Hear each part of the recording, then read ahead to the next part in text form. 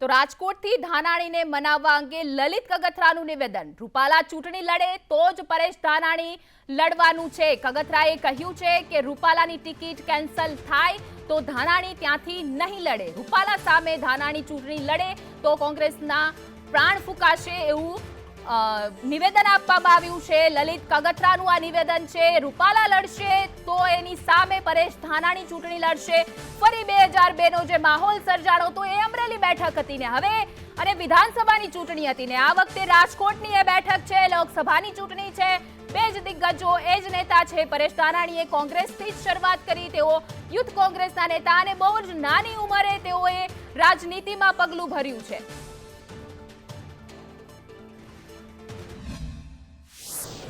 संसदीय मत विस्तारनामां आवता तमाम विस्तारना एटले जसदण विछिया वाकानेर પડતરી ટંકારા લોધિકા કોટડા સાંગાણી અને રાજકોટ શહેરના તમામ કોંગ્રેસના આગેવાનો એક મતે એક વાત કરવા માટે પરેશભાઈ પાસે આવ્યા છે કે પરેશભાઈ અત્યારે સૌરાષ્ટ્ર એ રાજકોટ છે એ સૌરાષ્ટ્રનું એપિસેન્ટર છે।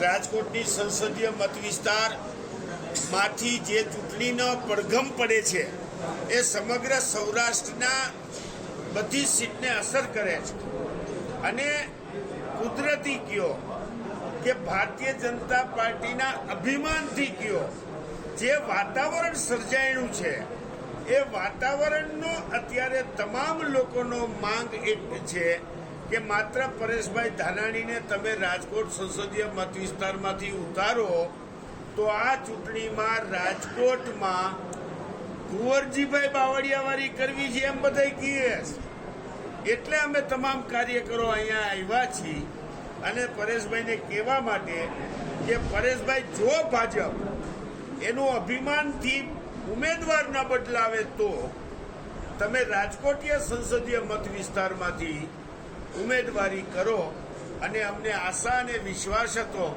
કે પરેશભાઈ આટલા કાર્યકરોની લાગણી દુભાવશે નહીં। અને તમારી વચ્ચે સુખદ કહું છું કે મેં તમને કીધું એમ જો રાજકોટમાં ભારતીય જનતા પાર્ટી એનું જે અભિમાન છે કે અમે ઉમેદવાર ન જ બદલાવીએ, કોઈ પણ સમાજ ગમે તેટલો લડે, કોઈ પણ બહેનો માતાઓ ગમે તે રોડ ઉપર આવે તો પણ અમારી વાત નહીં બદલે એ જો એનું અભિમાન ચાલુ રહેશે તો પરેશભાઈ ધાનાણી રાજકોટમાંથી લડશે લડશે ને લડશે। આ વાત અમે નક્કી કરીને અહીંથી જઈ રહ્યા છીએ।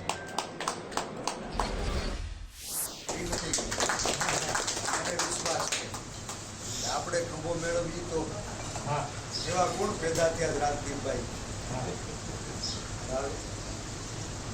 હારને જીતતો આ દેશમાં જનતા જનાર્દન નક્કી કરતી હોય છે। આ દેશના સાચા માલિક છે ને એને બાબા સાહેબે બંધારણથી જે મત નામનું શસ્ત્ર આપ્યું ને ત્યારે જનતા એ શસ્ત્રને ધાર કાઢે ને ત્યારે ભલભલાનો અહંકાર ઓગળી જાય છે।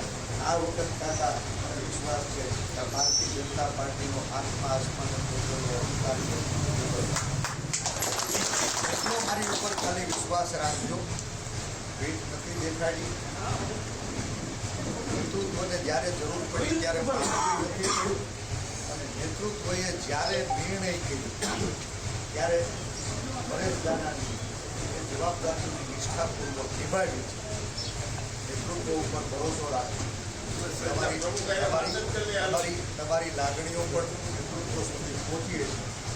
અને જો રૂપાલા સાહેબ સ્વેચ્છાએ આ સ્ત્રી હટનું સન્માન કરે ને દેશની દીકરીઓની જે સન્માન કરવાનું છે એનું સન્માન કરે તો આ સમસ્યાનું સમાધાન હવે સાહેબ નો સમજે અને એના બે સાહેબ આ કાર્યકર્તા છે પેરા કપડે